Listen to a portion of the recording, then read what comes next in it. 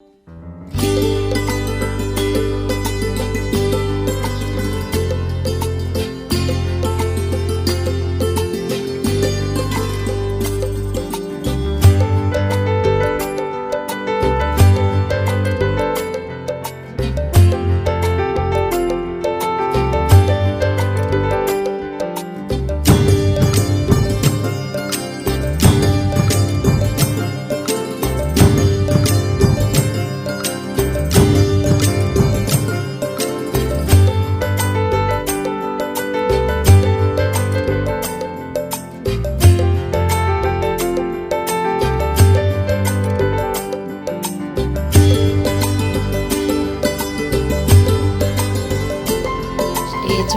आप सभी भी खड़े होकर स्वागत करेंगे आदरणीय स्वामी भाई जी का।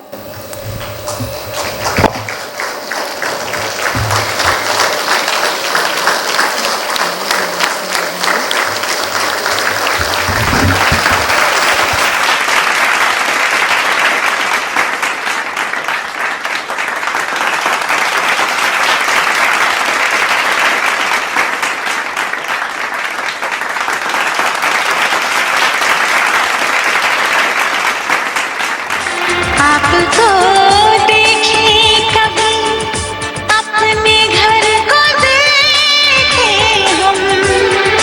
हम खुश हुए, हम खुश हुए, हम खुश हुए,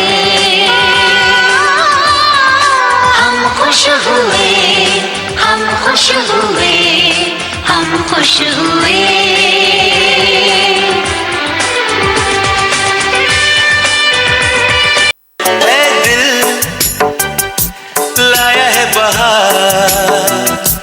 अपनों का प्यार क्या कहना, हम छलक उठा।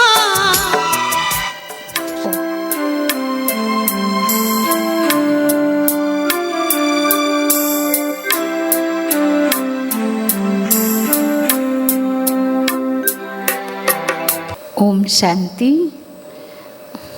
आप सबके चेहरे भी खिल गई आदरणीय मीठे स्वामी भाई साहब को देखकर। जैसे गिरीश भाई हैं वैसे ही आप बड़े भाई साहब हैं। तो जैसे बाबा सागर हैं तो ऐसे स्वामी भाई भी ना अनंत सागर ही बन गए हैं। आपकी डिग्री और विशेषताएं अनंत हैं। अगर हम सारा भी सुनाएंगे तो समय पूरा चला जाएगा। तो संक्षिप्त में हम आपकी कुछ डिग्री और कुछ विशेषताएं 2 मिनट में बताना चाहते हैं, क्योंकि हम चाहते हैं आप सबको लाभ अच्छे से मिले स्वामी भाई जी की क्लास से। तो सबसे बड़ी आपकी विशेषता कि आप ज्ञान को बहुत ही रमणीकता से और सहजता से हर आत्मा को समझाते हैं, चाहे वो ज्ञानी हो, चाहे नॉन बीके हो, चाहे वीआईपी हो, चाहे सेना हो, सबके प्रति आप इतनी सरल और शुभ भावना रखते हैं। बाबा के आप दिल तख्त नशीन हैं, नूरे रतन हैं। तो आपकी एजुकेशन है BTech, MSc psychology, MSc counselling, MSc yoga, MBA crisis management, doctor आप नेचुरोपैथी, डॉक्टर आप योगा। आप पिछले 3 साल से गर्भ संस्कार के एक नए प्रोजेक्ट पर भी कार्य कर रहे हैं। आपकी देखरेख में ही कार्य चल रहा है। जहाँ तक सुरक्षा बलों की बात है, आपके दिल में असीम स्नेह और सम्मान है सुरक्षा बल वालों के लिए। आप ब्रह्मा कुमारी के सिक्योरिटी सर्विसेज विंग की भी स्पेशल फैकल्टी है। उसके निमित्त ही अभी आप रायपुर, दुर्ग, भिलाई पधारे हैं। भारतवर्ष के सभी सुरक्षा बलों के लिए आपने अपनी आध्यात्मिक सेवाएं प्रदान की हैं। पिछले 30-35 वर्षों से आप ज्ञान में हैं। वर्तमान में आप पीएचडी प्रोफेसर के रूप में भी मुंबई में सेवाएं दे रहे हैं। मधुबन में क्लासेज और देश विदेश में हजारों आपके स्पीच लेक्चर हुए हैं अलग अलग विंग्स के लिए। तो ऐसी महान आत्मा, ऐसे बाबा की अनमोल रतन आत्मा आज प्रथम बार आनंद सरोवर में आप सभी से रूबरू होंगे। तो ऐसी महान हस्ती का हम एक बार पुनः करतल ध्वनि से स्वागत करते और हम यही आशा रखते कि आप बार बार आएँ और जल्दी जल्दी आएँ। और आपको नवंबर में भट्टी कराने भी आदरणीय स्वामी भाई जी आने वाले हैं। ये एक्स्ट्रा लॉटरी है, ये एक्स्ट्रा लॉटरी है। तो हम ज़्यादा समय नहीं लेते, भाई जी से सुनेंगे। ओम शांति। Good morning. आवाज़ नहीं आ रही। Good morning. हैप्पी सद्गुरुवार।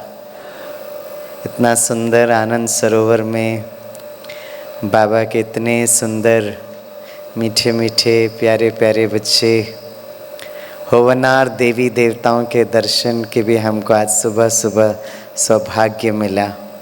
वैसे गिरीश भाई ने तो दुर्ग सेंटर, दुर्ग की टीचर्स बहन ने और आपकी इतनी महिमा की थी। तो जब मैं 2 दिन यहाँ पहले पहुँचा और इस विशाल सुंदर सा हॉल देखकर मुझे, है ना, शांतिवन का कॉन्फ्रेंस हॉल कहो, डायमंड हॉल भी स्मृति में आ गया था। मैं परसों शाम को यहाँ पहुँचा था बस देखने के लिए, और फिर मैंने दीदियों के साथ एक फ़ोटो खींचकर मैंने गिरीश भाई को भेजा। वो सब नेपाल में सेवा कर रहे थे और मैंने कहा गिरीश भाई आप जो महिमा करते थे उस सुंदर से उस आनंद सरोवर में मैं आज पहुँचा हूँ। बस जब ये हॉल देख रहा था तो बस महसूस कर रहा था कि यहाँ पर जो होवनार देवी देवता यहाँ बैठेंगे तो वो दृश्य, वो पवित्र इंद्र सभा कितनी सुंदर होगी। और फिर मुझे ऐसा लग रहा था कि नवंबर में तो आऊँगा और वो दृश्य देखूँगा। और शायद ये संकल्प बाबा तक पहुँचा। बाबा ने कहा बच्चे नवंबर में क्यों इंद्र सभा में आते हो, गुरुवार में ही आकर सभी होवनार देवी देवताओं के दर्शन हो जाए। तो मेरे पास आज का दिन का टाइम था जहाँ मुझे और कहीं जाना था, लेकिन फिर मैंने कहा वो बाद में हम कभी करेंगे, आपसे ज़रूर मिलकर ही जाएंगे। और ख़ास कर जैसे हमारी प्यारी मीठी बहन जी ने बताया कि हम एक कैंपेन में हैं अभी, सिक्योरिटी सर्विस विंग के कैंपेन में। और ख़ास कर हमारे देश के जो यूनिफॉर्म फोर्सेस हैं, police forces, paramilitary forces, military forces, उनकी सेवाएं होती है। और पिछले 25 वर्षों से हमारे यज्ञ के द्वारा विधि पूर्वक उनकी सेवाएं की जा रही है। और ये सेवा भी इसलिए महत्वपूर्ण है क्योंकि बाबा कहते हैं ना, अंतिम समय होगा जहाँ इतना हलचल होगा। बाबा ने बहुत वर्ष पहले कहा हुआ है। और जब ये हलचल होगा तो ये सारा जो यूनिफॉर्म फोर्सेस देश को संभालेंगे और उनके द्वारा राज्य हस्तांतरण होगा। इसे उनकी भी सेवा करना बहुत बहुत ज़रूरी है। हमको बहुत वर्ष पहले लगता था कि ये उनकी सेवा कैसे करेंगे, सिविलियंस ही बाबा के कम बच्चे हैं, कम आते हैं, तो यूनिफॉर्म फोर्सेस में कैसे परमिशन मिलेगा। लेकिन ये बाबा का कमाल है। एडवांस पार्टी में जो हमारे टीम लीडर हैं, मीठी मम्मा और दादियाँ, सब कितना सहज हमारे लिए काम कर रहे हैं। मुझे याद आता है कुछ वर्ष पहले हमें NSG हेडक्वार्टर्स में सेवा के लिए भेजा गया था। जो NSG का फुल फॉर्म होता है वो है नेशनल सिक्योरिटी गार्ड्स, जिसको ब्लैक कैट कमांडोज कहते हैं। पूरे भारत देश में कहीं पे भी टेररिस्ट एक्टिविटी होता है तो ये ब्लैक कैट कमांडोज को भेजा जाता है।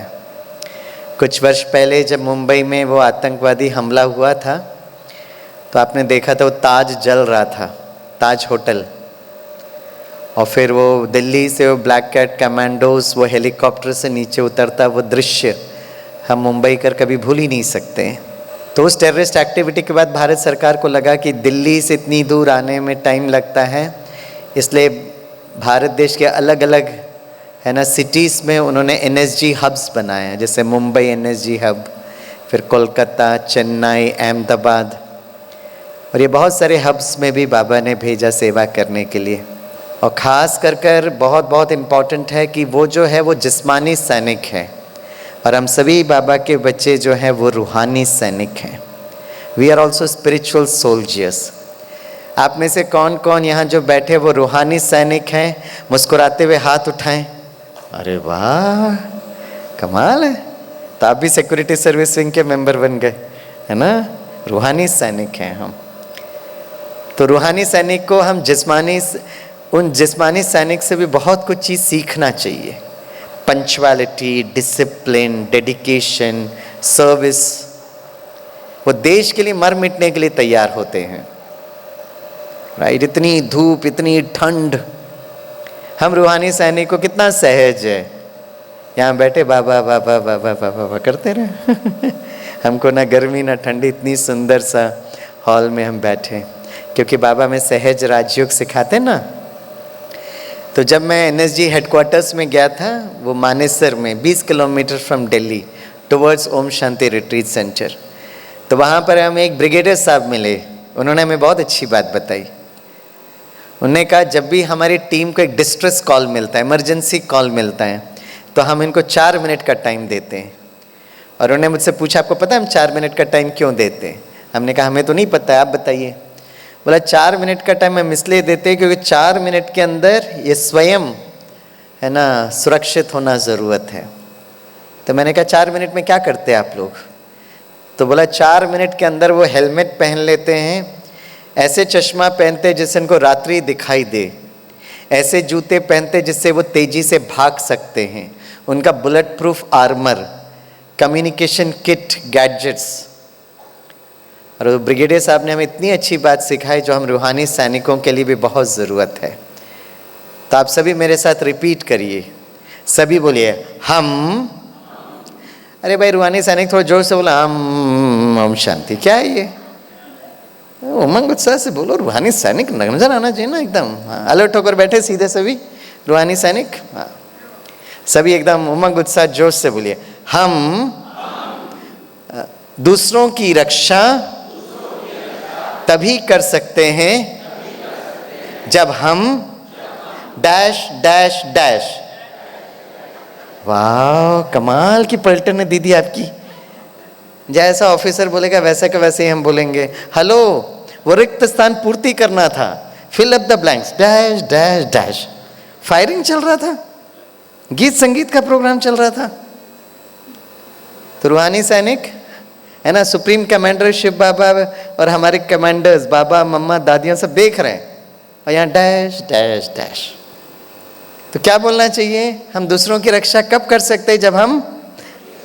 जब हम हाँ, जवाब है जब हम स्वयं सशक्त हैं। हम दूसरों की रक्षा तभी कर सकते जब हम स्वयं सशक्त हैं। अब हम फिर से बोलेंगे, तो डैश डैश डैश नहीं बोलना, जब हम स्वयं सशक्त हैं बोलना, ठीक है? चलिए, हम दूसरों की रक्षा तभी कर सकते हैं जब हम डैश डैश डैश। हाँ, स्वयं सशक्त हैं। देखो बाबा कितना मुस्कुराता होगा आपको देखकर। ये सही जवाब दिया आपने, करेक्ट। अब वो जो जिस्मानी सैनिक हैं वो तो अपने अस्त्र शस्त्र से सशक्त होते हैं, और हम बाबा के रूहानी सैनिक कैसे, है ना, सशक्त होंगे? हमारे पास भी अस्त्र शस्त्र है, और वो है ज्ञान और योग का।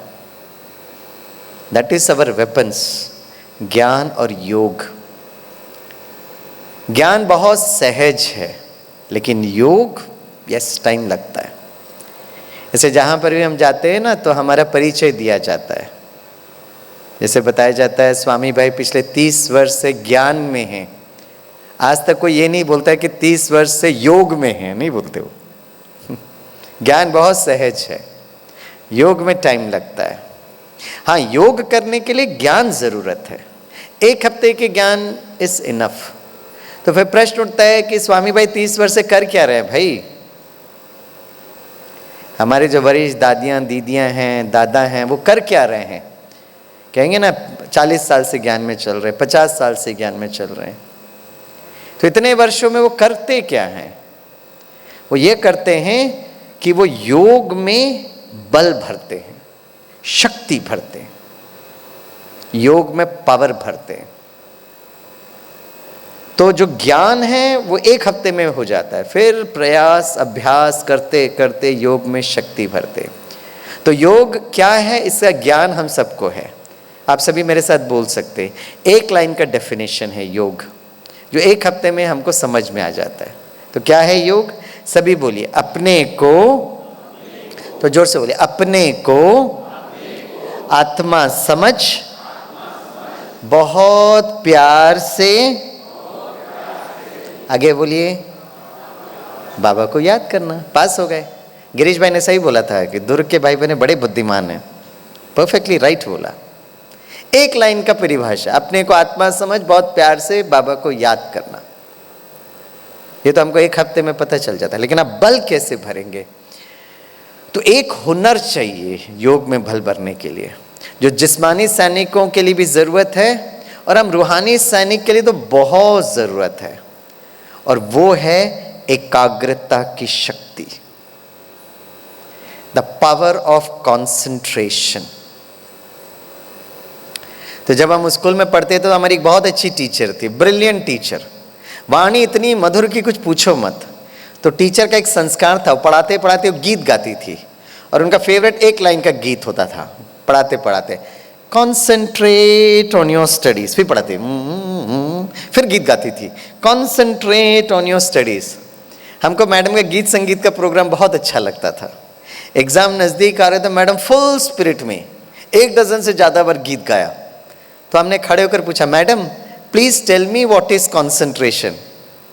मैडम ने मुझे देखा, मुस्कुराते हुए कहा, Swami don't ask questions, concentrate on your studies. अरे कंसंट्रेशन क्या, ये तो बच्चों को सिखाया नहीं। उस दिन हम घर में गए, घर में हमने पापा से पूछा, पापा व्हाट्स कंसंट्रेशन। लौकिक पापा का सुंदर चेहरा देखकर मुझे समझ में आ गया कि उनके लिए भी आउट ऑफ सिलेबस है। इन बड़े लोग मानते हैं किधर है कंसंट्रेशन, मतलब फोकस। फोकस, हमने कहा फोकस मतलब ध्यान लगाकर पढ़ाई करो स्वामीनाथन। हमने कहा ध्यान मतलब कन्वर्जेंस। हमने कहा कन्वर्जेंस मतलब एकाग्रता। हमने कहा पापा एकाग्रता मतलब कंसंट्रेशन। हमने कहा पापा पहले वही पूछ रहे थे, आपने जो जवाब दिया ना उसको हिंदी में पर्यायवाची शब्द कहते हैं, इंग्लिश में उसको सिनोनिम्स कहते हैं, सिमिलर वर्ड्स। तो आप सभी तो बाबा के मीठे बच्चे हैं ना। एकाग्रता क्या है? 1 हफ्ते के कोर्स में पहला दिन बाबा हमको उस योग में बल भरने के लिए वो टूल देता है, वो साधन देता है। और आप सबको पता भी है, बाबा तक जुड़ने के लिए हमको 2 फैकल्टी की जरूरत है, एक है मन और दूसरा है बुद्धि। मन का काम है विचार करना, संकल्प, भावनाओं को जनरेट करना, और बुद्धि है चित्र बनाना, इमेज बनाना, राइट। तो मन का काम है संकल्प, भावनाएं, बुद्धि निर्णय कैसे करती है उसका वो चित्र बनाती है। तो एकाग्रता क्या है?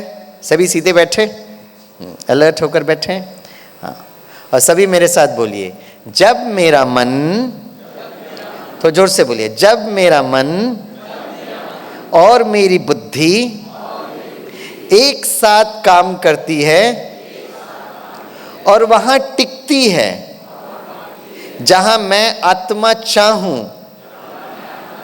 उसको एकाग्रता कहते हैं।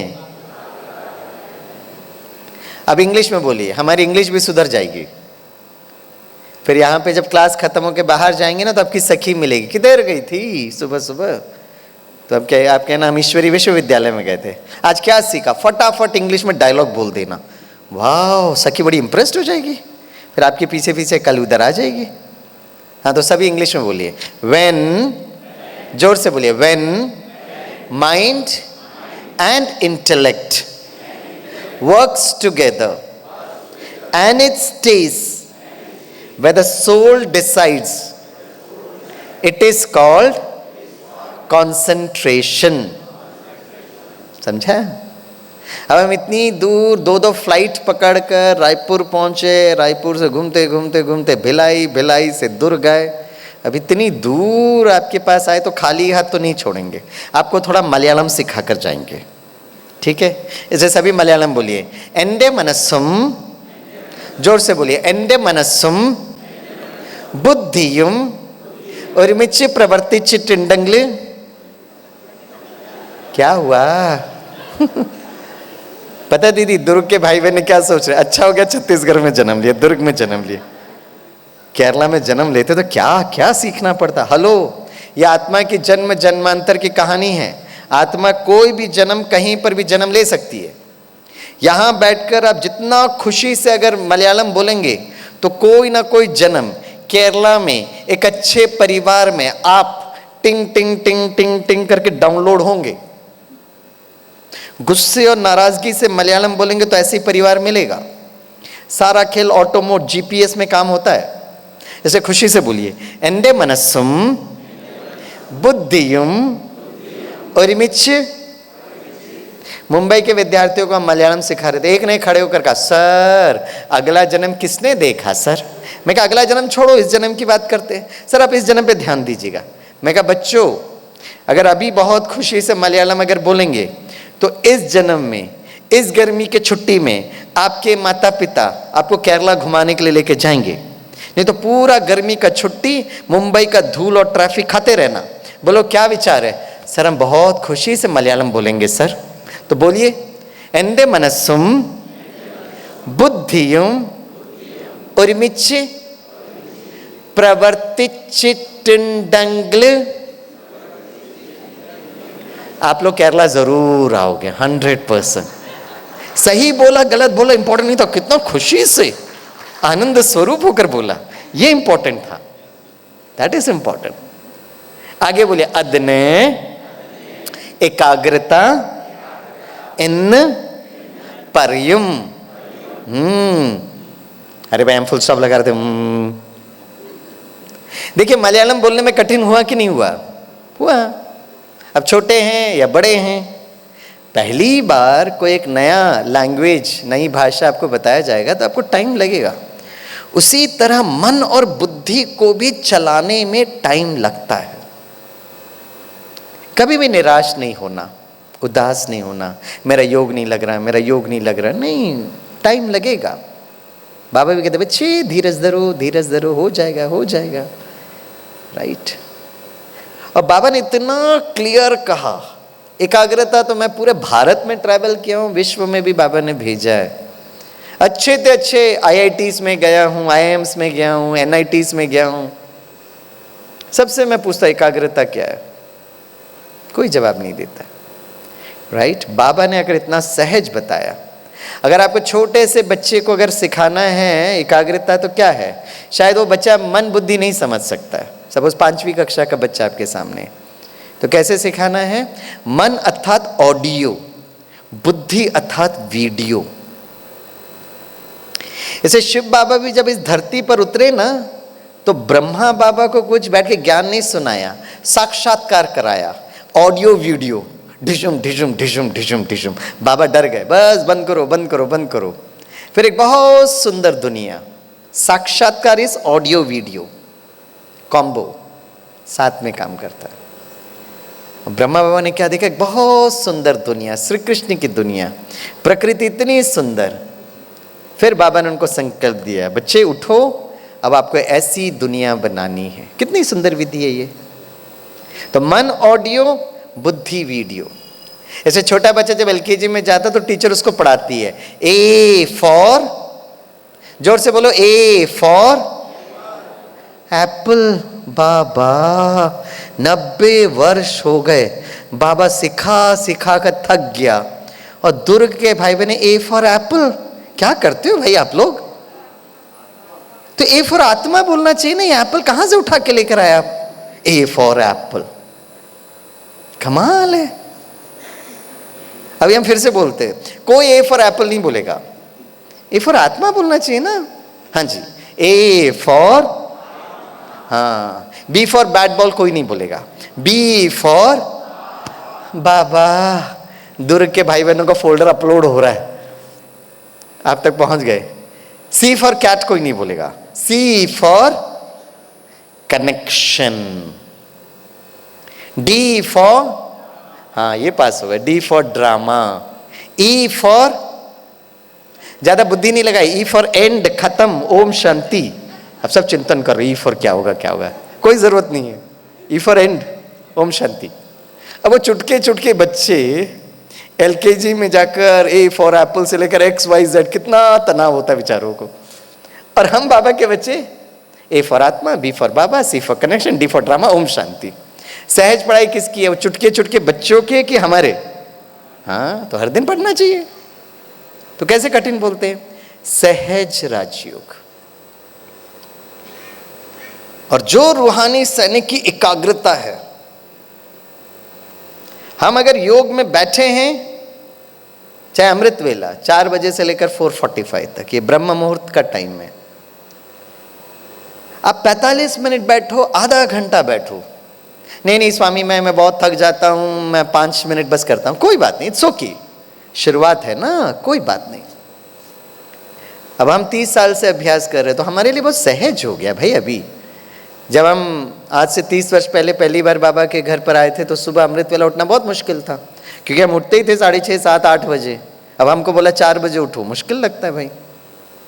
तो फिर दीदी बड़े प्यार से कहती कोई बात नहीं स्वामी भाई। और दीदी तो इतनी प्यारी थी, पता नहीं उनका क्या कनेक्शन था, जिस दिन हम अमृत वेला खर्राटे मार के सोते थे उसी दिन वो पूछती थी कौन कौन अमृत वेला नहीं उठे हाथ उठाओ। मैं कहता इनका क्या हॉटलाइन कनेक्शन है क्या, उसी दिन पकड़ते हैं। तो शर्म भी आती थी, और सत्यम शिवम सुंदरम हाथ उठा भी कैसे सके भाई, खर्राटे मार के सो रहे थे हम।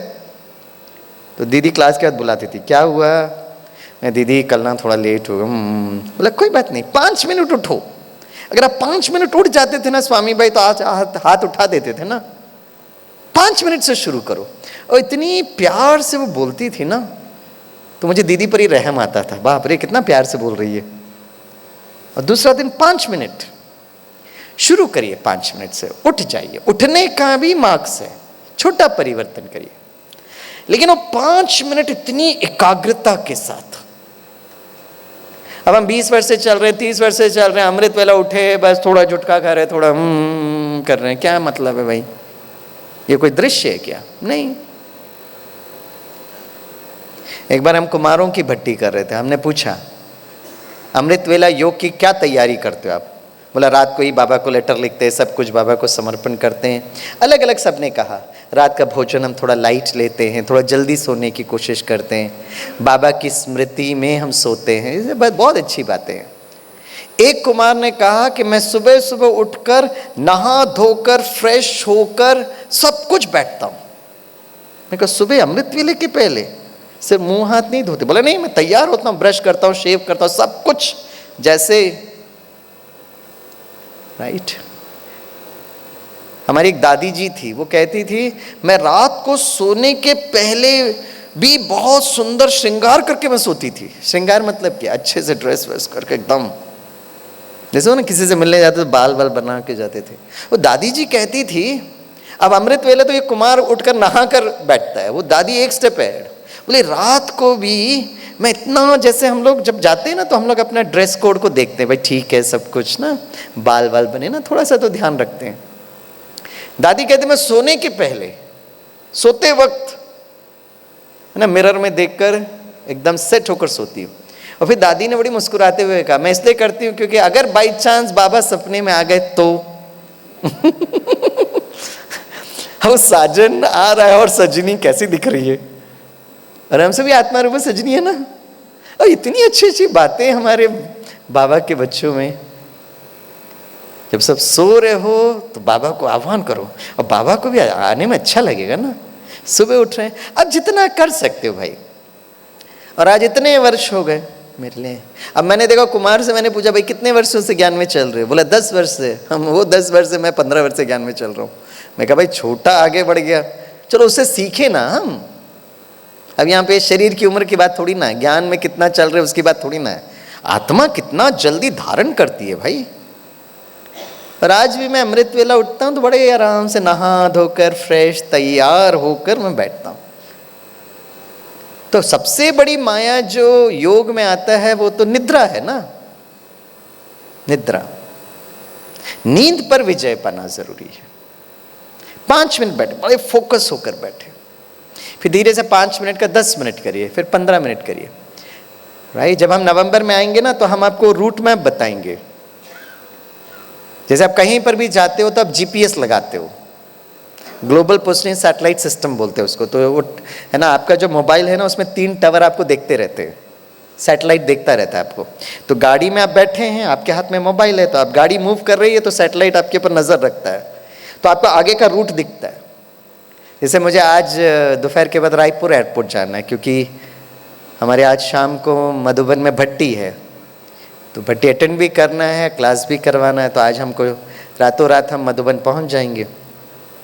तो हम यहाँ बैठेंगे अभी और देखेंगे कि भाई करंट लोकेशन मेरा आनंद सरोवर है, फाइनल लोकेशन कहाँ पर है, रायपुर एयरपोर्ट। तो मैं देख सकता हूँ भाई कितना टाइम लगता है, 40 किलोमीटर होगा, 50 किलोमीटर, तो अभी मैं देखूंगा तो मुझे रूट मैप दिखता है वो। और जैसे ही मैं चलने लगता तो समय दिखाता है। बाबा भी कहते हैं बच्चे ये याद की एक यात्रा है, इट्स अ जर्नी। तो आत्मा रूपी राजा बैठकर वो अमृत वेला कौन से इससे यात्रा करना है ये मालूम होना चाहिए हमको। थोड़ा इधर गए, थोड़ा उधर गए, थोड़ा इधर गए, थोड़ा उधर गए, फिर 45 मिनट हो गए, लगेगा क्या कर रहे थे हम। तो ये याद की यात्रा। कौन कौन याद की यात्रा सीखना चाहते हैं? मुस्कुराते हुए हाथ उठाओ। हाँ, आजू बाजू कोई सो गया होगा तो बुला लो। सभी जागृत हैं, बहुत अच्छा। तो नवंबर में आएंगे ना तो हम जरूर बताएंगे। तो खास कर योग बल भरना, और हम सभी रूहानी सैनिक अर्जुन हैं, ज्ञान का अर्जन करने वाले अर्जुन। और अगर हम ज्ञान के अर्जन करने वाले अर्जुन हैं तो महाभारत की कहानी हम बच्चों की है। पूरा भगवत गीता पढ़ लीजिएगा। पूरे भगवत गीता में भगवानुवाच जो अर्जुन को सिखाया गया वो मन और बुद्धि के द्वारा बताया गया। और फिर मन बुद्धि के बाद संस्कार, जो कर्म करोगे हे अर्जुन वो संस्कार बन जाते। कितना क्लियर कट भगवत गीता लिखा हुआ है। तो जब भी हम जिस्मानी सैनिकों के पास जाते हैं तो हम कभी कभी हम भगवत गीता से शुरू करते हैं। पहला अध्याय में हे अर्जुन आपका मन इसलिए कमजोर है क्योंकि आप नहीं जानते आप कौन हो। और फर्स्ट अध्याय में भगवानुवाच अर्जुन को आत्मा का परिचय दे। ये हमारी कहानी है, राइट। इसलिए एक एक कैरेक्टर्स जो महाभारत में दिखाया गया है वो मन की स्थिति के बारे में बताया गया। ज्ञान का अर्जन करने वाला अर्जुन, युद्ध में स्थिर रहने वाला युधिष्ठिर, अचल अडोल पर्वत जैसे भीम, नकुल जिसका कोई कुल नहीं वो नकुल बनता है, सहदेव जो भगवान के कार्य में सहयोग देता वो सहदेव बन जाता है। अब कौरव सेना में देखिए, धन का दुरुपयोग करने वाला दुर्योधन, शासन का दुरुपयोग करने वाला दुशासन, जिसका तीसरा नेत्र दृष्टि नहीं है वो धृतराष्ट्र। मामा जी भी थे, क्या नाम था मामा जी का? शकुनी, हर एक के मन में शक पैदा करने वाले शकुनी। ये कैरेक्टर्स हमारे हैं। अच्छा, आपको पता है 100 कौरव भाइयों की एक बहन भी थी, क्या नाम था बहन का? हाँ करेक्ट, दुशाला। अब कहते हैं महाभारत युद्ध वर्षों पहले हुआ था। ठीक है भाई, बहुत पहले हुआ था, शास्त्रों की बात अगर हम माने तो। फिर धीरे धीरे उसके बाद आते आज कलयुग के घनघोर अंधकार में हम तो पूरा भारत गए हैं। हिमालय के पर्वत से पोर्ट ब्लेयर से लेकर अरुणाचल प्रदेश से कच्छ भुज गुजरात, फॉरेन में भी बहुत भारतवासियों से मिले हैं। और जितने भी भारतवासी से मिलते हैं हम नाम पूछते हैं कि बच्चों का नाम क्या रखा है। सब लोग राधे श्याम कहते हैं, राम कहते हैं। आज तक कलयुग के इस घनघोर अंधकार में भी क्या कोई माता पिता अपने बच्चे का नाम दुर्योधन रखेंगे, दुशासन रखेंगे? कोई नहीं रखा आज तक। अरे बच्ची होगी तो क्या नाम रखेगी? सुशीला रखती है, कोई दुशीला रखती है क्या? कमाल है। नहीं, इस कलयुग के घनघोर अंधकार में आज के माता पिता अपने बच्चों का कितना प्यारा मीठा नाम रखते हैं। वर्षों पहले धृतराष्ट्र और गांधारी को कोई नाम नहीं मिला। दुर्योधन दुशासन कैसे रखा भाई? सिंपल सा संधि विच्छेद है। इसमें कोई हिंदी या संस्कृत में पंडित की बनने की कोई जरूरत नहीं है, कोई पीएचडी करने की जरूरत नहीं है। धन का दुरुपयोग करने वाला दुर्योधन।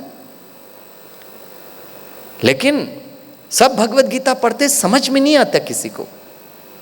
वो तो बाबा आते हैं और हमारी मन बुद्धि जो बंद पड़ गया उसको खोलते हैं। कितना ब्यूटीफुल बात बताते ना बाबा। तो बाबा से प्यार होता है कि नहीं होता है? राइट।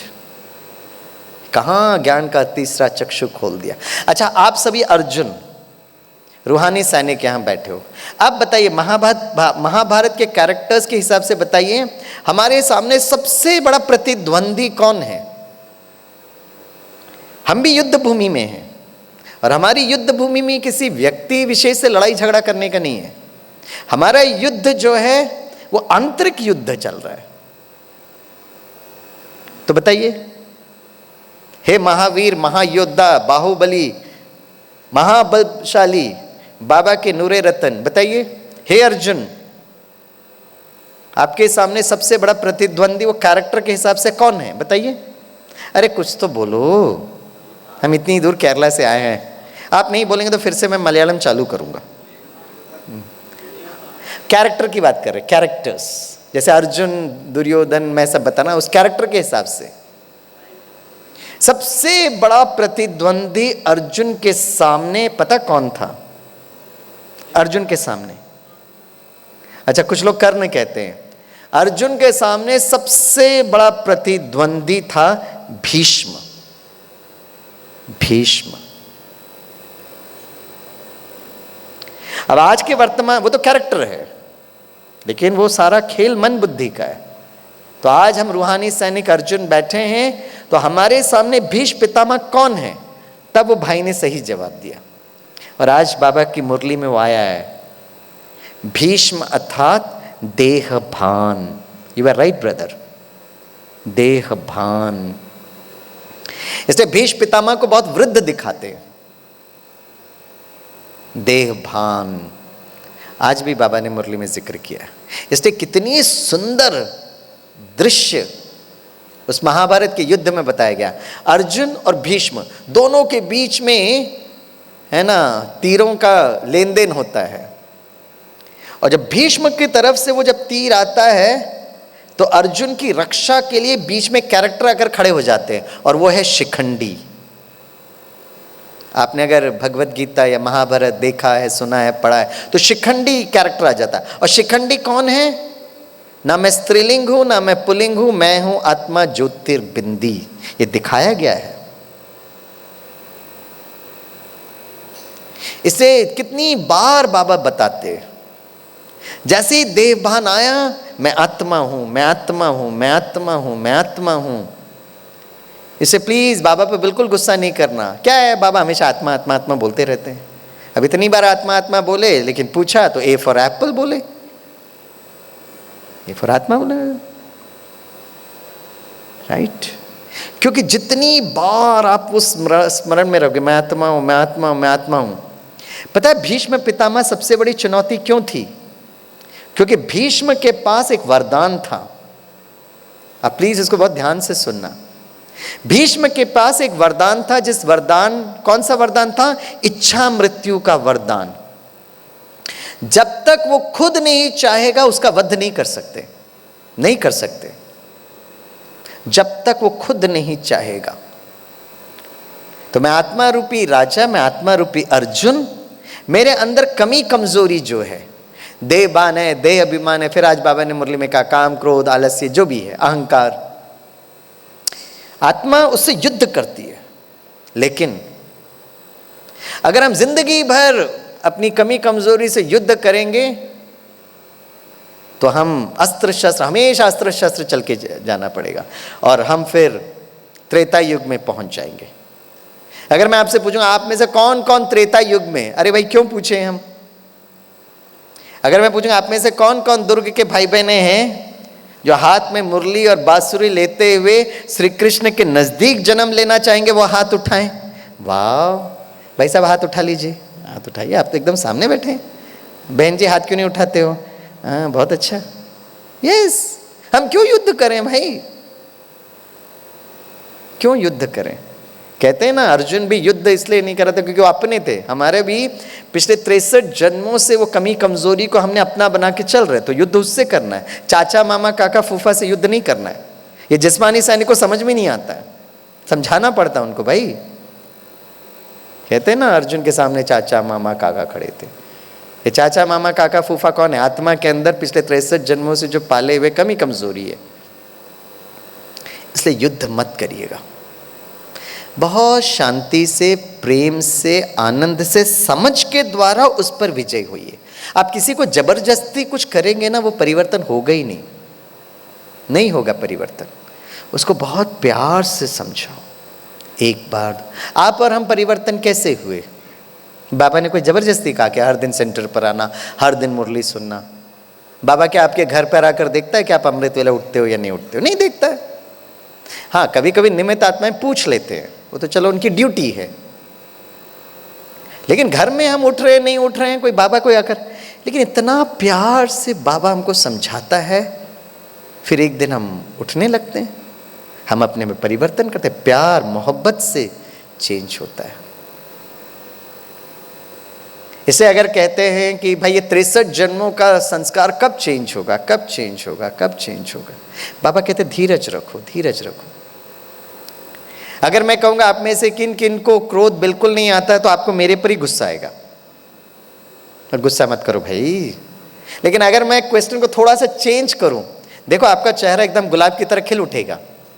अगर मैं आपसे ये पूछूं कि आप में से कौन कौन भाई बहन यहाँ बैठे हैं जिनको ज्ञान में आने के पहले बड़ा गुस्सा आता था, लेकिन जब से आप बाबा के बच्चे बने गुस्सा थोड़ा थोड़ा थोड़ा कम हो रहा है? वो जरा हाथ उठाएं, देखो चेहरा खिल गया आपका।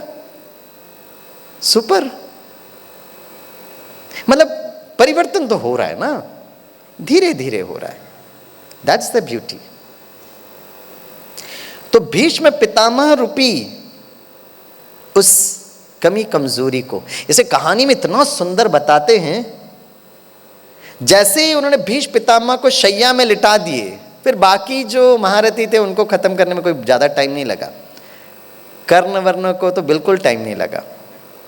वैसे ज्ञान के हिसाब से कर्ण किसको कहा जाता है? कर्ण कौन है? वो कहानी से हिसाब से देखिएगा, कर्ण कौन है? देखा जाए तो कर्ण जो था ना, पांडवों से भी वरिष्ठ भाई था। कर्ण को राज्य गद्दी एक्चुअली मिलना चाहिए, क्योंकि कुंती के वो श्रेष्ठ पुत्र थे वो। उसके बाद युधिष्ठिर हुआ, तो राज्य गद्दी का एक्चुअल अधिकार कर्ण था। लेकिन कहानी में बताते हैं प्रॉब्लम करने के साथ क्या हुआ? संग का रंग। कर्ण कौरव सेना में जाके मिल लिए, और कर्ण के पास बहुत अच्छे थे कर्ण, महावीर तो थे ही, बहुत दानवीर थे वो। इतनी सुंदर क्वालिटी कर्ण में बताते। कभी आप कर्ण की कथा भी सुनना, आपको पांडवों से ज्यादा प्यार मोहब्बत कर्ण से होने लगेगा। कर्ण बहुत दानवीर थे। कहते कर्ण के साथ कोई अगर उनके पास कोई भी चीज मांगे तो वो मना नहीं करते थे। बस संग का गड़बड़ हो गया, और फिर वो पांडव सेना से हटकर वो कौरव सेना, दुर्योधन जैसा बोल रहा है, जैसा कर रहा है, वो करने लगे। गड़बड़ होगा, कर्म हमेशा गड़बड़ होगा। लेकिन कर्ण को था कि मैं बहुत कवच कुंडल मेरे पास है, तो मैं जरूर विजय हो सकता हूं। अर्जुन को रोकने के लिए मैं कर्ण सशक्त हूं। लेकिन उस युद्ध के मैदान में वो पहिया अटक गया। अपना अस्त्र शस्त्र आप यूज ही नहीं कर सकते हो। ये अभी की भी कहानी है। जो बाबा के बच्चे, अनन्य बच्चे, बहुत अच्छे बच्चे, लेकिन कुछ समय के बाद संग का गड़बड़ हो जाता है, हम बाबा से हट जाते हैं। और जैसे ही बाबा से हटे, ये बाबा के समय से चल रहा है, कोई नई बात नहीं है, आजकल की कहानी नहीं है। ये बाबा मम्मा दादियों के समय से ये चल रहा है। लेकिन जैसे ही आप यज्ञ से हटे, वो जड़ से अपने आप को निकाला, वो वृक्ष ज्यादा चल नहीं सकता है। ये कहानी में भी बताते हैं, और स्थूल प्रकृति में भी ऐसा होता है, गिर जाएगा वो। इसलिए बाबा कहते बच्चे हमेशा कल्प वृक्ष के जड़ से जुड़े रहो। बाबा कहते हैं हमारे में भी कमी कमजोरी हो सकती है। स्वामी भाई यहाँ बैठकर आपको क्लास करा रहे हैं, क्या स्वामी भाई संपूर्ण और संपन्न बन गए? The answer is no. आपकी तरह मैं भी विद्यार्थी हूँ। आप बैठ के सुन रहे हैं, ये आपकी बहुत महानता। आप में से कितने भाई बहन इतने गुप्त ज्ञानी योगी होंगे, ये सिर्फ बाबा जानता है और आप जानते हो। हाँ, स्वामी भाई थोड़ा बहुत बोल देते हैं तो बहनें महिमा कर देती हैं। इसलिए अंतिम परीक्षा में ये कोई फर्क नहीं पड़ता है कि आपने ज्ञान कितना सुनाया। ये सब सेवा है, ठीक है। कितने वर्ष से ज्ञान में चल रहे थे, आपका पद क्या था, कुछ मायने नहीं रखता है।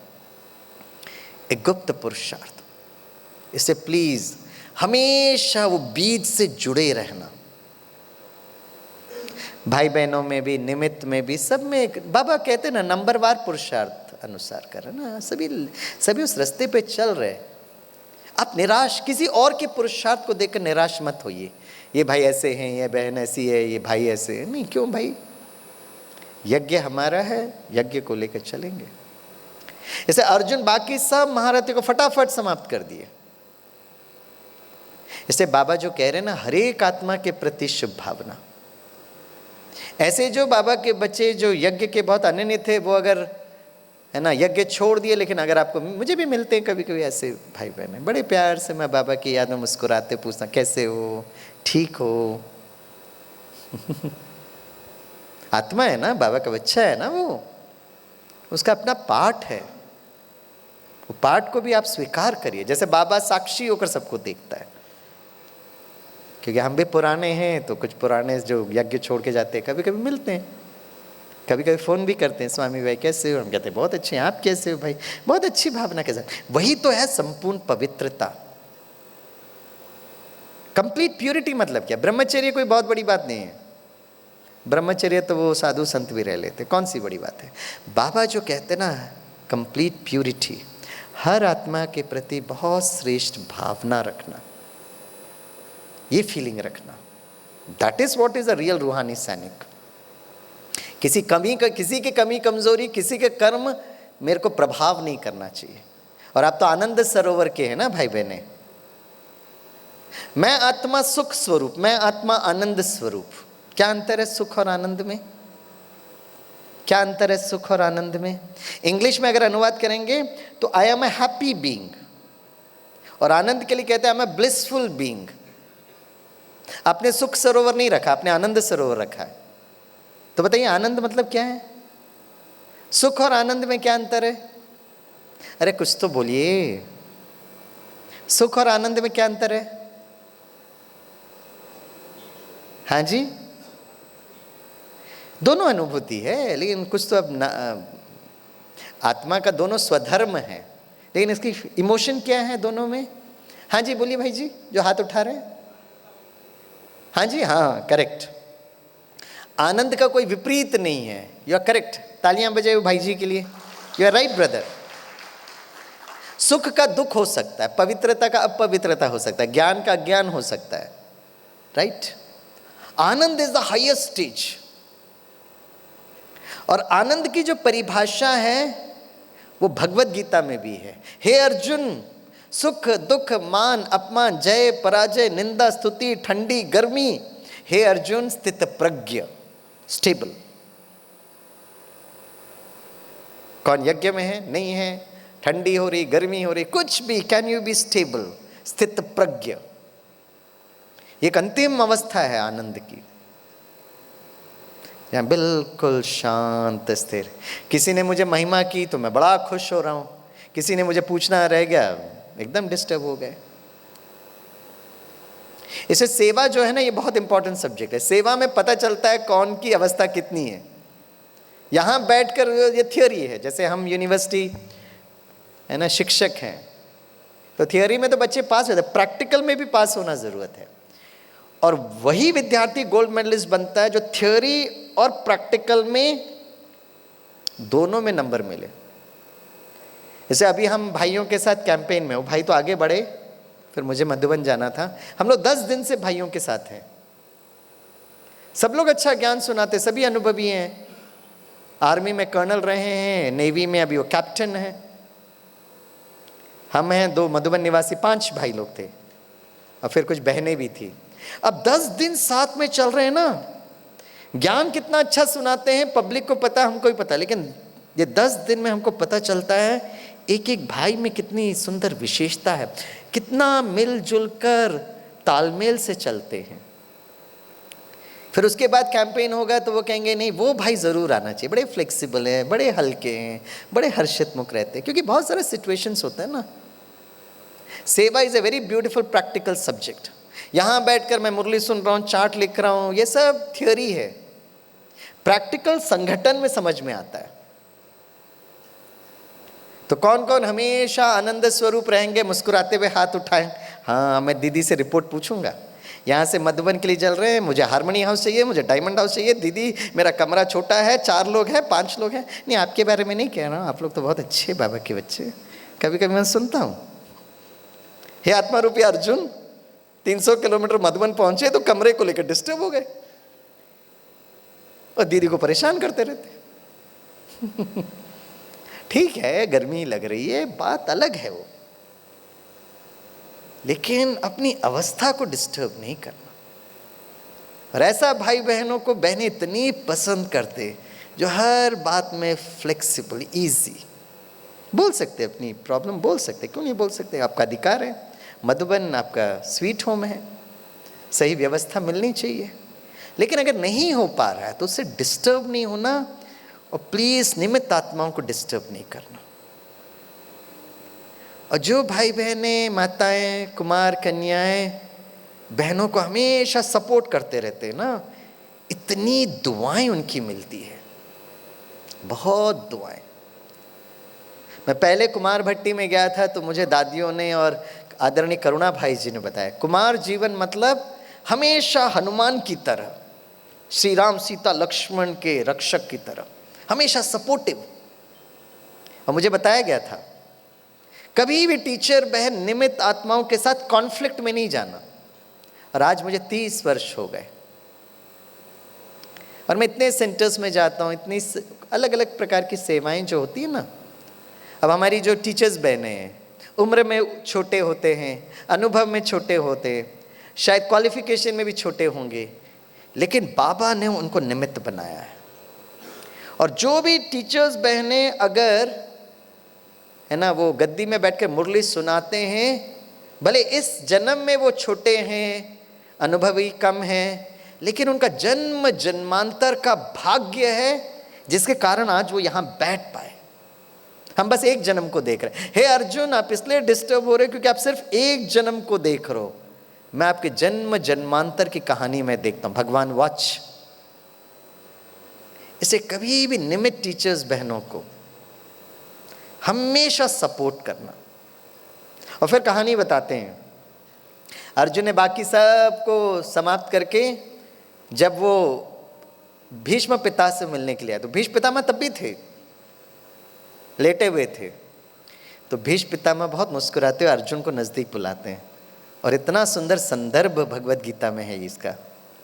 वो अर्जुन को बुलाते हैं और भीष्म पिता पता क्या कहते हैं, हे अर्जुन, आपको पता था कि नहीं मुझे नहीं मालूम है, लेकिन पूरे कौरव सेना को इंक्लूडिंग दुर्योधन को पता था कि कौरव सेना के सेनापति भले भीष्म पितामह हैं, लेकिन अंदर ही अंदर वो ये चाहते हैं, हे अर्जुन आपकी ही विजय हो, हे अर्जुन आपकी ही विजय हो। तालियां थोड़ा बजाइए। इसका मतलब क्या है? इसका मतलब है हमारे अंदर जो कमी कमजोरी है ना, वो भी चाहती है स्वामी भाई आपकी विजय हो। कितनी सुंदर बात है। तो क्यों हम अपनी कमी कमजोरी से परेशान हो, निराश हो, उदास हो? बाबा कहते बच्चे, हम बाबा को कहते बाबा 63 जन्मों से युद्ध हो रहा ना बाबा। नेचुरली समझ ये है कि 63 जन्मों से स्वामी भाई क्रोध करते आए हैं। अब 30 वर्ष और 2500 वर्ष टाइम लगेगा कि नहीं लगेगा? लगेगा। कहाँ पे 2500 वर्ष और कहाँ पे 30 वर्ष? और आप लोग एक्सपेक्ट करते हो कि स्वामी भाई एकदम हमेशा मुस्कुराते हुए रहें। अरे भाई मेरी युद्ध चल रही है, 2500 वर्ष के मेरे संस्कार मुझे ही पता है। तो बाबा कहते बच्चे अगर ये 2500 वर्ष के संस्कार अगर परेशान कर रहे हैं, तो बच्चे इसके पहले के 2500 वर्ष के संस्कार भी तो आत्मा में है ना। बस उसको इमर्ज करते रहो, इमर्ज करते रहो, इमर्ज करते रहो। और आज बाबा ने एक लास्ट बात बताकर मैं अंत करूंगा, और थोड़ा सा एक अनुभव सुनाकर। आज बाबा ने कहा, बच्चे याद से विकर्म विनाश होते हैं। अब सोचने की बात, याद से विकर्म विनाश कैसे होते भाई? कैसे पता चलेगा कि विकर्म विनाश हो रहा है? उसकी प्रक्रिया क्या है? विकर्म विनाश होना, मैं बाबा बाबा बाबा याद कर रहा हूं, बड़े प्यार से याद कर रहा हूं, तो मेरा अंदर आत्मा ने जो गलत कर्म किया उसका विनाश कैसे होता है भाई? चिंतन करने का विषय है। तो इसका जवाब मिला जब मैं जेल में सेवा करने के लिए गया, और भारत के मैक्सिमम जेल्स में मैं सेवा करने के लिए गया हूँ। दिल्ली का तिहाड़ जेल, अहमदाबाद का central jail, Navi Mumbai jail, Jalgaon jail, Nashik jail, Mysore jail, Siliguri, Jalpaiguri का जेल ब्रिटिशर्स ने बनाया था। सारे जेल्स में स्वामी भाई गए सेवा करने के लिए। अब वहां पर क्यों सरकार उनको वहां पे क्यों अंदर रखती है, कैदी भाई बहनों को अंदर? क्योंकि उन्होंने कुछ विकर्म किया इस जन्म में, तो उसकी सजा काटनी पड़ेगी, आपको जेल में भेजा जाता है। करेक्ट।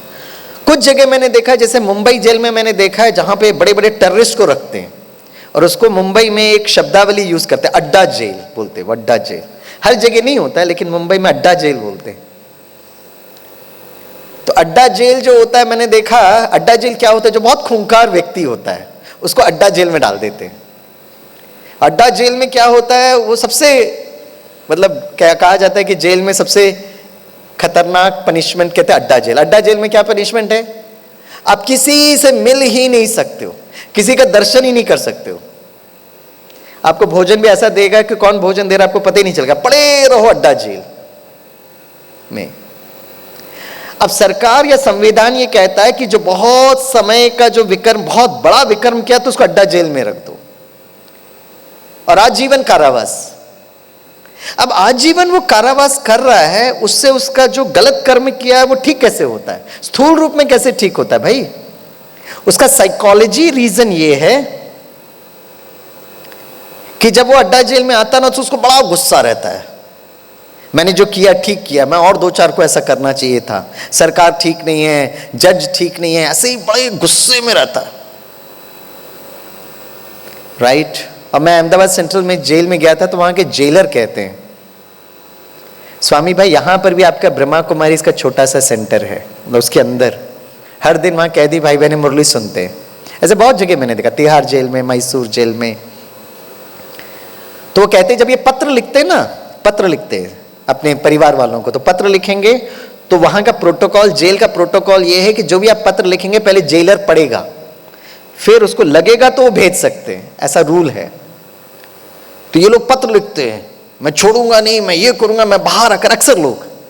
लेकिन जब वो बाबा के बच्चे बनते हैं ना, तो जेलर साहब बता रहे थे कि इनमें इतना परिवर्तन आ जाता है कि 2-4-5 साल मुरली सुनेंगे तो कोई बात नहीं, मेरा भी कोई कार्मिक अकाउंट होगा, आप भी माफ कर दो।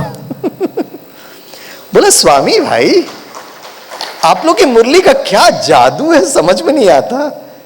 हम लोग उसको डंडे मार मार कर सिखाने की कोशिश करते हैं, लेकिन मुझे उनके ना वो लेटर से समझ, पहले क्रोधित लेटर होता था, फिर धीरे धीरे धीरे नॉर्मल लेटर, फिर कुछ समय के बाद प्रेम पत्र होने लगता है, लव लेटर लिखते हैं लोग। वहां मैंने देखा अहमदाबाद सेंट्रल जेल में एक सरदार जी भाई थे, 12 साल से वो मौन में है, बाबा के बहुत अच्छे बच्चे, चेहरे में ऐसी तेज, आंखों में ऐसी रूहानियत। उस सरदार जी भाई को देखा तो मुझे ऐसा लगा जैसे गुरु नानक जी के दर्शन हो गए, वाहे गुरु की याद में, एकदम साइलेंस, जो हुआ सो। लेकिन अब बाबा मिल गए, वाहे गुरु मिल गए, निराकार निर्वैर है ना, लिखा हुआ है उनके शास्त्र में, उसका वो स्वरूप वहां 12 साल से साइलेंस। आज हम भट्टी में जाते हैं तो कितना बोलते भाई, फिर भी मोबाइल बजता रहता सबका। और सरदार जी भाई गुरु नानक का स्वरूप बन गए। तो पता है इसका साइकोलॉजी क्या है कि अगर आपने किसी को अड्डा जेल में डाल दिया, किसी से आप है ना मिल नहीं रहे हैं, तो अंदर ही अंदर वो चिढ़ते रहते, मैं छोड़ूंगा नहीं, मैं छोड़ूंगा नहीं, इनने गलत किया, गलत किया। फिर धीरे धीरे क्या होता है, एक दिन हो गया, एक हफ्ता हो गया, एक महीना हो गया, एक साल हो गया। अब कितनी बार उसको याद करोगे? और उनको किसी नाम से कोई पुकारते ही नहीं है, वो एक कैदी नंबर बोलते उसको।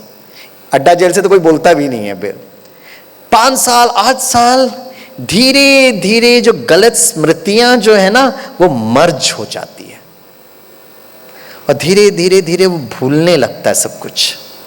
ये समय की एक बलिहारी है, समय में एक ऐसी ताकत है। अब 10 साल 12 साल 14 साल आप जेल के अंदर हो, कोई आपसे मिल नहीं रहा है, तो आप अपना नाम भूल जाते हो, सब कुछ भूल जाते हो। और कुछ लोग कहते बहुत अच्छा व्यवहार था, तो 14 साल के बाद उनको जब बाहर निकालते हैं ना बड़े प्यार से सबको, कौन हो भाई, क्या हो।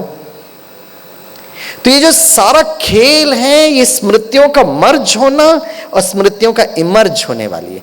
इसलिए बाबा कहते हैं बच्चे, देह सहित देह के सर्व संबंधों को भूलो। ये बाबा का टेक्नोलॉजी है। और हम भाई बहनों को लगता है कि भाई है ना परिवार को संभालना नहीं, वो बहुत स्थूल रूप में आप देख रहे हो। अरे बाबा के बच्चे, आपका जो लौकिक परिवार है, रिश्तेदार है, ये बाबा के बच्चे। तो क्या पिता कहेगा कि भाई सबको आप ध्यान नहीं रखो? नहीं, आज तक बाबा ने नहीं कहा। और क्योंकि हम उसको ठीक नहीं समझते हैं तो कभी हम डिससर्विस कर लेते हैं, वहां जाने से परिवार का ध्यान नहीं रखेंगे। अरे बाबा तो कहते चैरिटी बिगिंस एट होम। बच्चे, ये बाबा के महावाक्य हैं। देह सहित देह के सर्व संबंधों को भूलो, इसमें कितना गुह्य रहस्य भरा हुआ है। तो हम सब के साथ रहते हुए हमको किसी जेल में जाने की जरूरत नहीं, सारा दुनिया ही जेल में जैसे बना हुआ है। सबके साथ रहते हुए अपना रोल बहुत खुशी से, बहुत आनंद के साथ बिताना, यही बहुत बहुत इंपॉर्टेंट बात है। और अगर आप पूछेंगे स्वामी भाई वर्तमान समय में हमें क्या पुरुषार्थ करना चाहिए, राइट? तो एक नई दुनिया आने वाली है, बहुत सुंदर दुनिया आने वाली है। आप में से कौन कौन वो नई सुंदर दुनिया चाहते कि जल्दी से जल्दी इस धरती पर आए, ताकि संसार का दुख दर्द समाप्त हो जाए? वो मुस्कुराते हुए हाथ उठाए। आजू बाजू कोई सो गया अगर तो बुला लो, क्योंकि अभी जाने का टाइम हो गया है। वाह, पास हो गए, वेरी गुड। कौन कौन सतयुग में है ना राज्य महल में या विश्व महाराज विश्व महारानी बनना चाहते, वो जरा हाथ उठा लो भाई, आपके बहाने सबका भला। Very good, very good. एक बार मैं ऐसे ही ब्राह्मणों का क्लास करा रहा था, तो मैंने पूछा कौन कौन विश्व महाराज विश्व महारानी बनेंगे, तो सब ने हाथ उठाया। उसमें एक बहन बड़ी बुद्धिमान थी, वो खड़े होकर कहते स्वामी भाई हम इतना पुरुषार्थ करेंगे कि हम जरूर विश्व महाराज विश्व महारानी बनेंगे, लेकिन हमने आपके लिए भी एक पद सोच कर रखा है सतयुग में, तो अगर आपको ऐतराज ना हो तो उस पद को स्वीकार कर सकते हो। मैंने कहा बहन जी बताइए, सतयुग में स्वामी भाई के लिए आप कौन सा पद सोच कर रखे हो?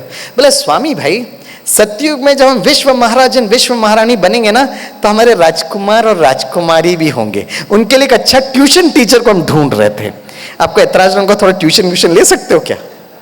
मुझे वो बात इतनी अच्छी लगी, इतनी अच्छी लगी। तो आप तो होना राजकुमार राजकुमारियां हो ना, आप बताइए सतयुग में पढ़ाई होगा या नहीं होगा?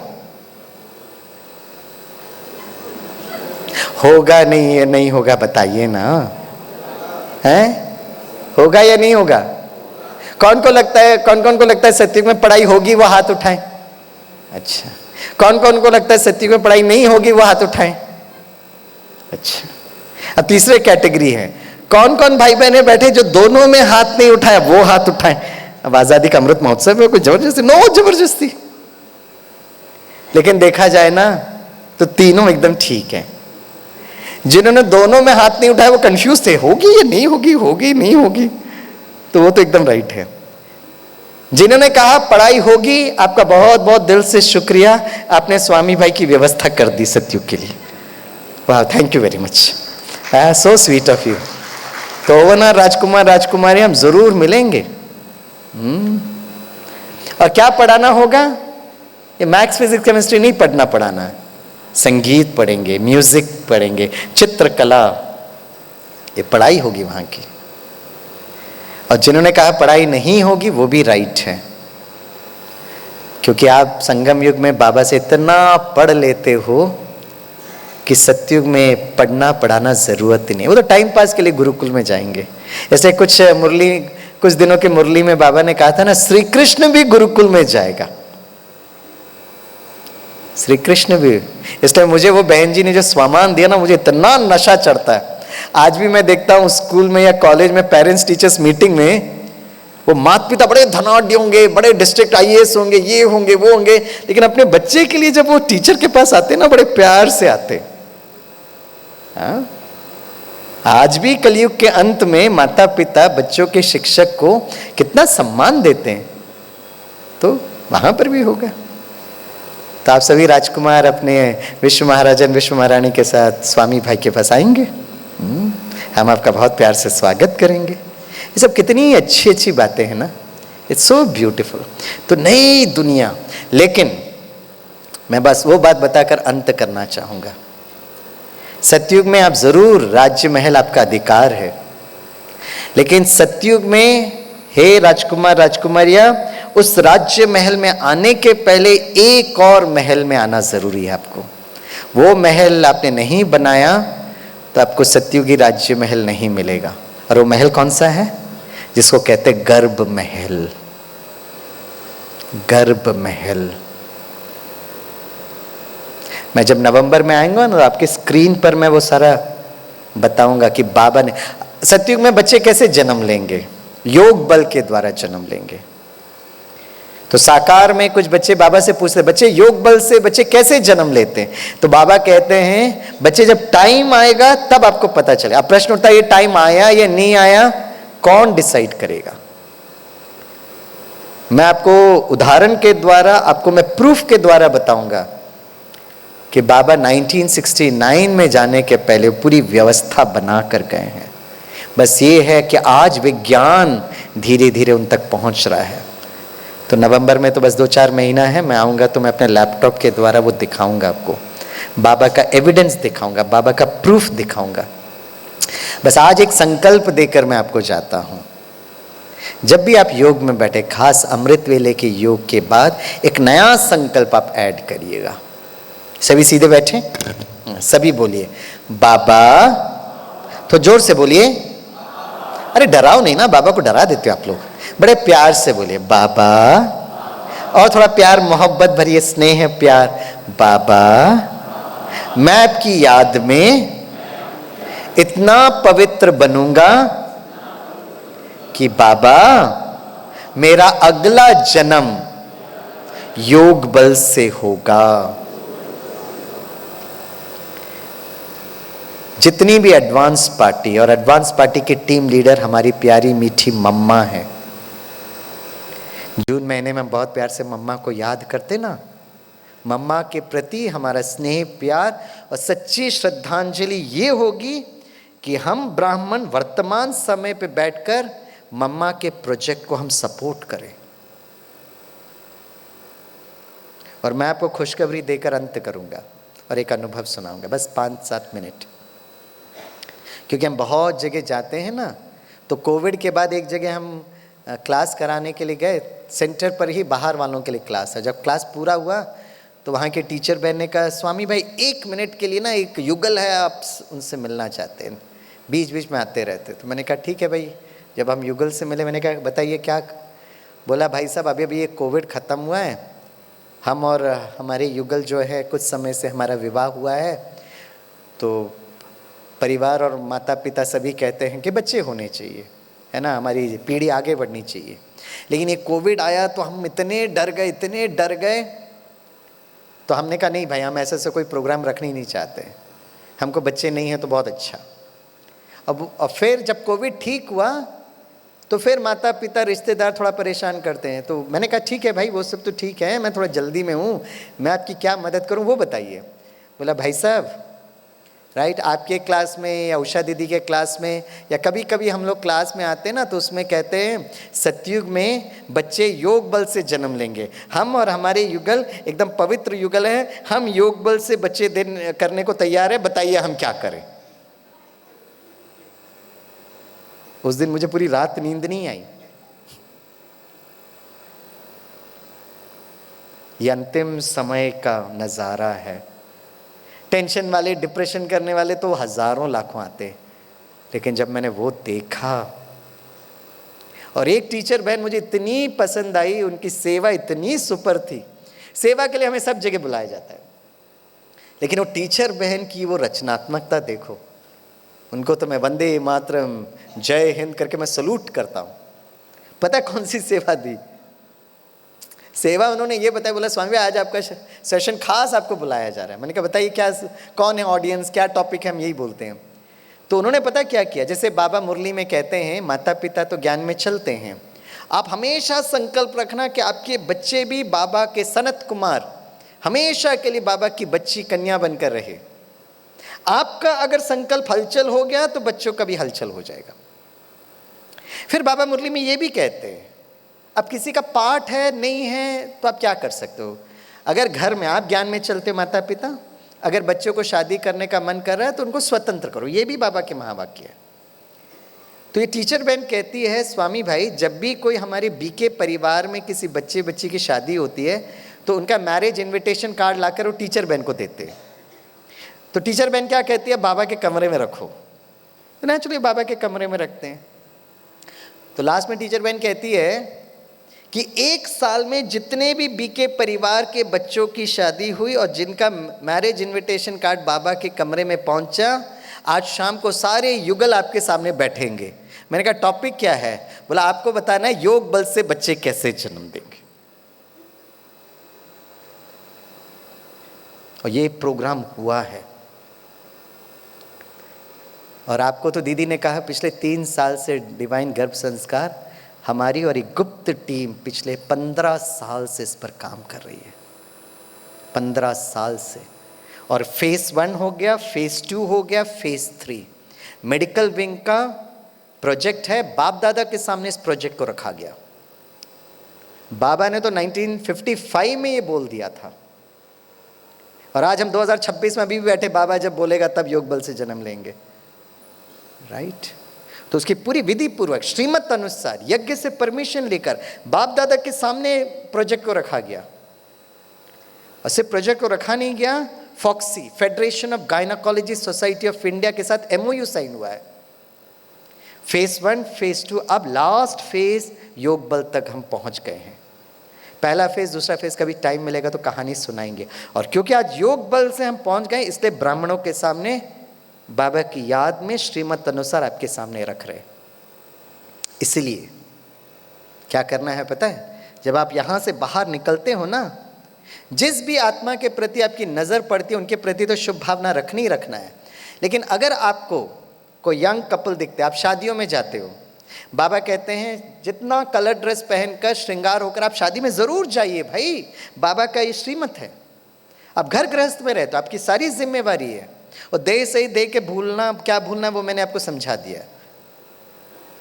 शादी को मत भूलना, शादी में मैं नहीं जाऊंगी, no, that's not the right way. आप जाते हैं, आप वो यंग कपल को स्टेज पर देखते हैं, आप उनके लिए कुछ गिफ्ट लेकर जाते हैं। जैसे आप उनके पास जाएंगे, बाबा की याद में इतनी दृष्टि देना कि वो युगल को देखकर आपको ये संकल्प चलना चाहिए कि इनको बाबा और एडवांस पार्टी ऐसी शक्ति दे कि वो योग बल से बच्चे जन्म दे सके। ये मम्मा और दादियां एडवांस टीम हमसे चाहती है। अभी के समय का पुरुषार्थ ये है। मैं अपने कॉलेज में जाता हूँ, यूनिवर्सिटी में जाता हूँ, मैं कभी कभी पार्क में चलता हूँ, जैसे भिलाई के पार्क में भी चल रहा था, सुबह शाम चल रहा था, तो कितने है ना लड़का लड़की नज़दीक बैठे रहते हैं।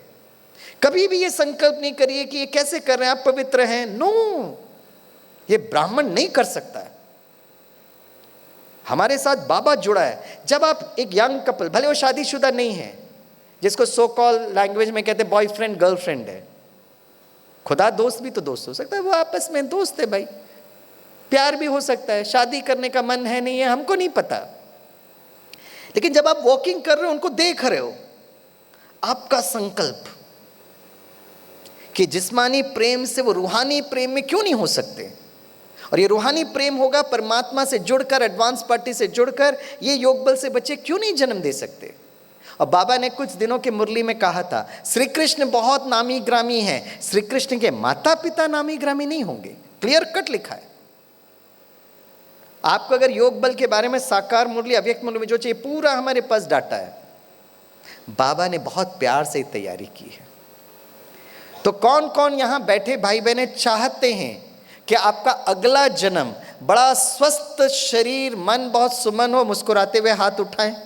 वाह! तो उस होवनार माता पिता को वंदे मातरम करना पड़ेगा आपको।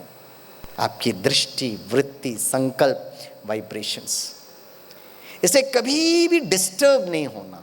और ये श्री कृष्ण की ब्यूटी है। श्री कृष्ण पूरे महाभारत के युद्ध में, आप कहेंगे नहीं हमारे जीवन में बहुत चैलेंज है, मन ऊपर नीचे हो जाता है। श्री कृष्ण जन्म लेने के पहले उनको चुनौती आ गई थी। मामा जी बैठे थे, कंस मामा, लेकिन श्री कृष्ण हमेशा आनंद स्वरूप। श्री कृष्ण पूरे महाभारत के युद्ध में कभी अस्त्र शस्त्र नहीं उठाए, खुद बचते रहे, कौरवों को युक्ति युक्त, आज के वरदान में है, युक्ति युक्त बचाते बचाते सफलता की ओर लेकर गए।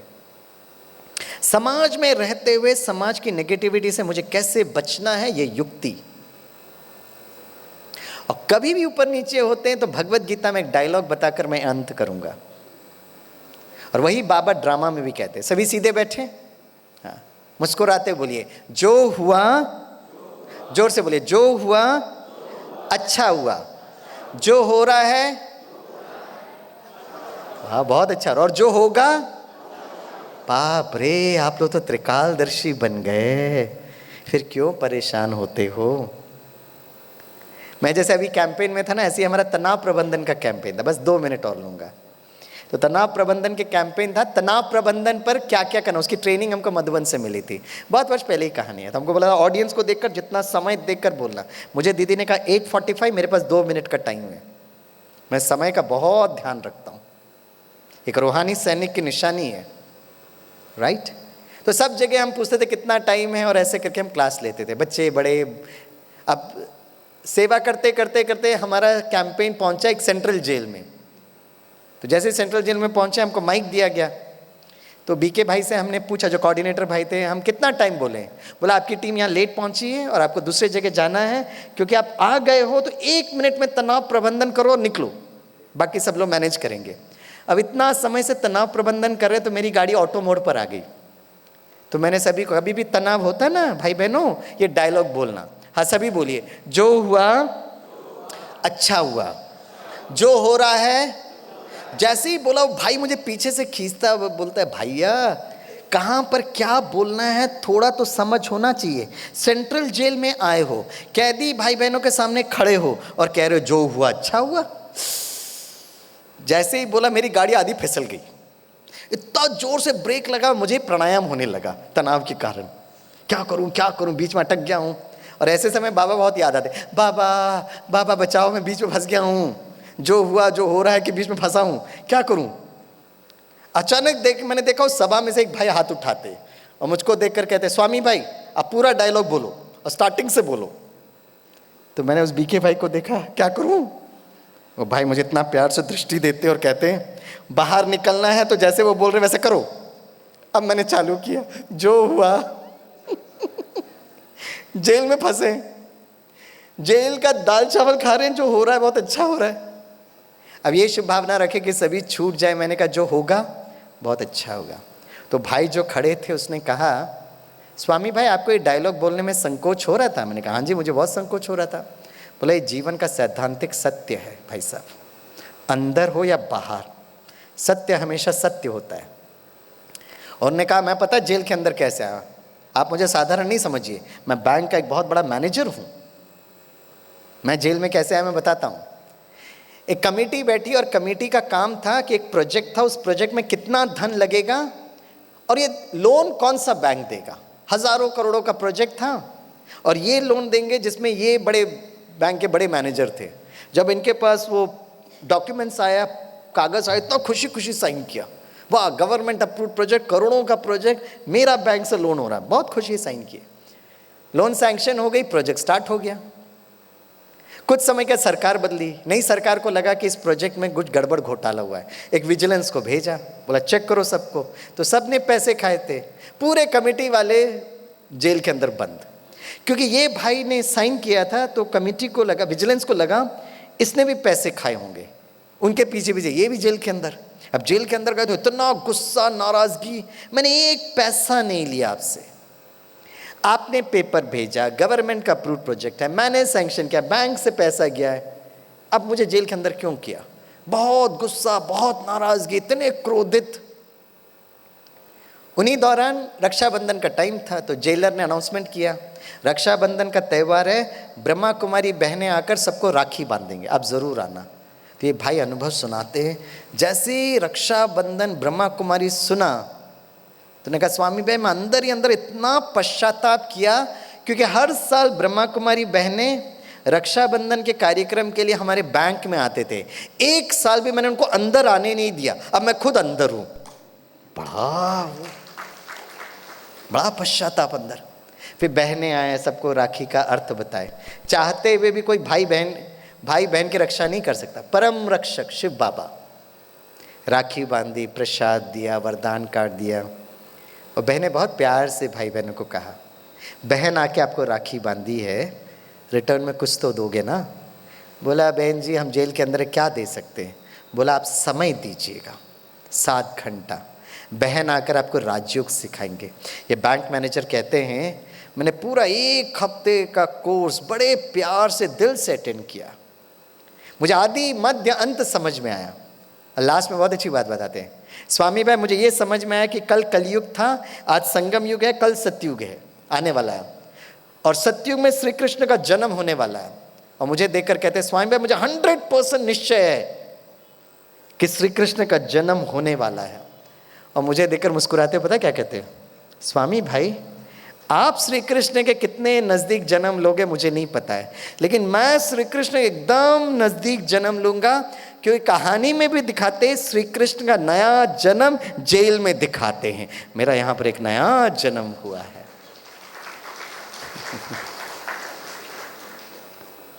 और फिर कुछ महीनों के बाद उनके बेटे ने फ़ोन किया, स्वामी भाई पापा का एक मैसेज आपके लिए। मैंने कहा क्या मैसेज है? बोला हमने हाई कोर्ट में अपील किया और हाई कोर्ट में उन्होंने उनको छोड़ दिया, बस डॉक्यूमेंट्स का इंतज़ार कर रहे हैं। लेकिन जब समाचार सुनाए तो उन्होंने कहा स्वामी भाई को ज़रूर बोलना कि हाई कोर्ट ने मुझे रिहा कर दिया है। बस 2-3 दिन जैसे ही पेपर आते हैं और जैसे ही मैं छूटूंगा सबसे पहले बाबा के घर जाऊंगा, बाबा के कमरे में जाकर दिल से बाबा को धन्यवाद दूंगा। देखिए ऐसी इतनी सारी कहानियाँ और अनुभव है, आप सभी का भी अनुभव है। ऐसे चारों तरफ हलचल को देखकर कभी परेशान नहीं होना। श्री कृष्ण की दुनिया में जाना है तो बाबा जी ने जो सिखाया है, और आप तो आनंद सरोवर में हो। हे अर्जुन, चाहे कोई भी सिचुएशन, स्थित प्रज्ञ। आप सबसे मिलकर बहुत बहुत बहुत अच्छा लगा। फिर से हम नवंबर में आएंगे। आज सारा दिन जो बाबा कहते हैं वही योग करते रहना।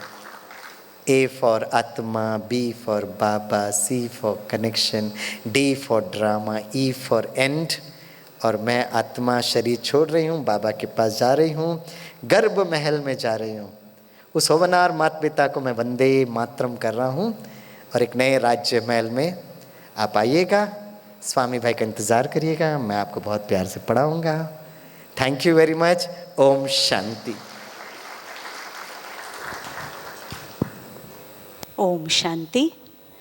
हम आदरणीय स्वामीनाथन भाई जी का दिल से धन्यवाद करते हैं, और आपकी बेहद की और नवीनतापूर्ण सेवाओं के लिए दिल से नमन है, आपका अभिनंदन है। आपकी वाणी ने सभी रूहों को खुशहाल कर दिया और ज्ञान के रत्नों से मालामाल कर दिया। और आज प्यारे बाबा ने अचानक की लॉटरी हम सबको दी है, तो प्यारे बाप दादा का भी एक बार हम करतल ध्वनि से शुक्रिया अदा करते हैं, धन्यवाद देते हैं।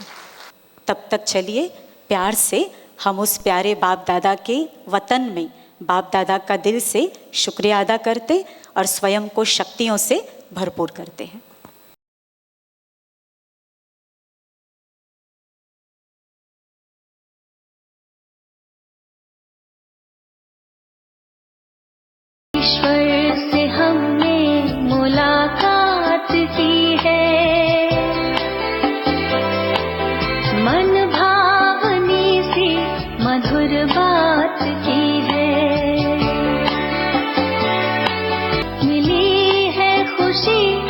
हमको प्रभु से